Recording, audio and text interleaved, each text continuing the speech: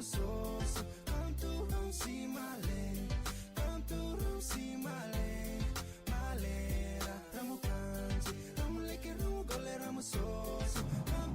if Papua New Guinea actually succeeds in the bid to join the NRL and becomes the 18th team in the NRL, what would an NRL team for PNG look like?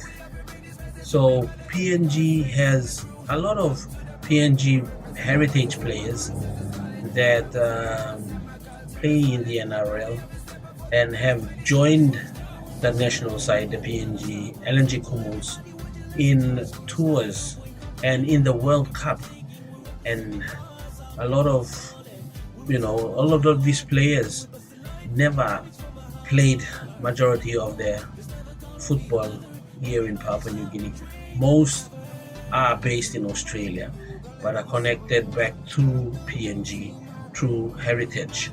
So for Papua New Guinea, we have a massive following for rugby league, and many of our players in the sport are at the local leagues in Papua New Guinea and play in the Digital ExxonMobil Cup. And this opportunity might open many doors for these young rugby league players here in Papua New Guinea. We also have the SPPNG Hunters, a high performance program that was established in 2014 that also has a lot of potential with very top PNG players that have been plying their trade at the local league and at the Digital ExxonMobil Cup and have proven to be worthy to be in the second tier competition in Queensland, Australia, the QRL Host Plus Cup. And these players are part of the pathway program towards being selected to hopefully an NRL side or a Super League side. They are gaining much exposure in rugby league when they are taking part in the Queensland Rugby League. So what would be a ideal PNG side when it comes to NRL? So NRL has $120,000 as the minimum wage for a player in a team if they are part of a team in NRL. And the NRL has a salary cap of around $11 million. So you would see in some cases that the NRL has the salary cap to allow for a fair distribution of players across all the 17 clubs.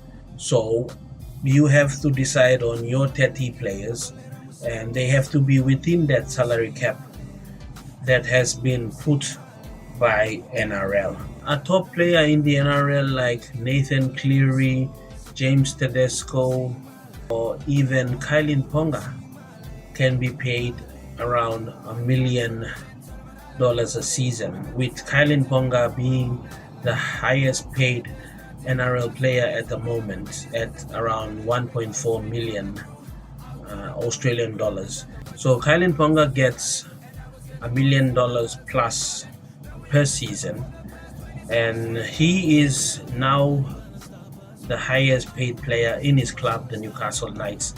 So after him, someone might be getting $850,000 a season. The others might be getting $700,000 a season, and so on and so forth, until the last players get $120,000 as minimum wage, as stated by this article here from the NRL. So if you look at it, Kylin Ponga can play fullback and 5/8 and halfback also. So he's a spine player. So the spine is made up of the fullback, the half sparing of 5/8 and halfback, and the hooker. But some of the players that are paid more than $1 million or are paid $1 million a season are not always spine players. You've got players like David Fifita, who is a second rower, who demands $1 million a season because of his form and his age. A young player who has undoubtedly proven himself as one of the toughest and most versatile second rowers in the game. So you can see clearly that most of the players that demand this sort of price become the top paid players in these clubs. So for Papua New Guinea, we lack mostly local Papua New Guinean players from Papua New Guinea that have made it into the NRL. So most notably, players like Justin Olam is a Papua New Guinean player who made it straight from the competition here in Papua New Guinea and has gone through. There are others that have come before him, but there are not many that have made it through to the NRL and play full time, apart from Marcus Bai.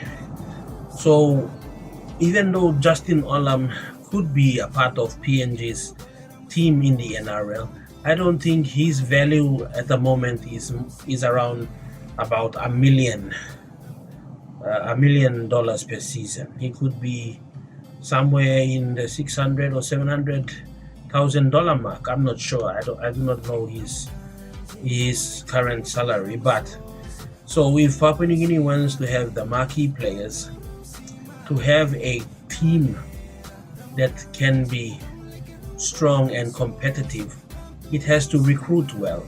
So obviously, maybe at the start of the season, or maybe as the team starts there and then, when we get the bid, it might be a team made up of many Australian based players, and maybe some of these Australian based players could be PNG heritage players like Alex Johnston, Xavier Coates, just to name a few, Kyle Labert.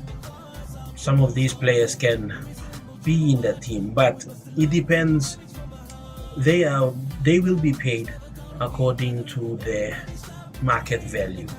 So for Papua New Guinea to have $11 million plus, that's around, I don't know how much that is in PNG Kina, but that's a lot of money to spend to pay for players.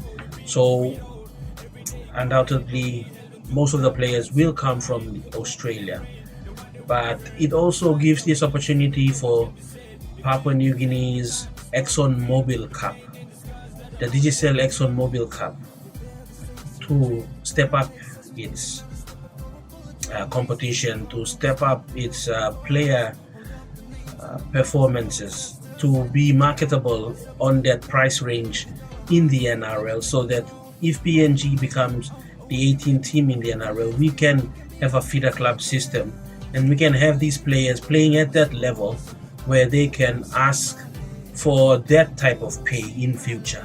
So there are many benefits for the salary cap, especially for the NRL, but for Papua New Guinea, it is a stepping stone. Papua New Guinea is now in a position where it can provide employment for local Papua New Guineans if they can try their best to make it into the NRL through the PNG NRL, through the PNG NRL team. If we make it into the NRL, that will provide the opportunity for these players to earn money or to get exposure and perhaps maybe sign on with other clubs. So the pathway is being built at the moment.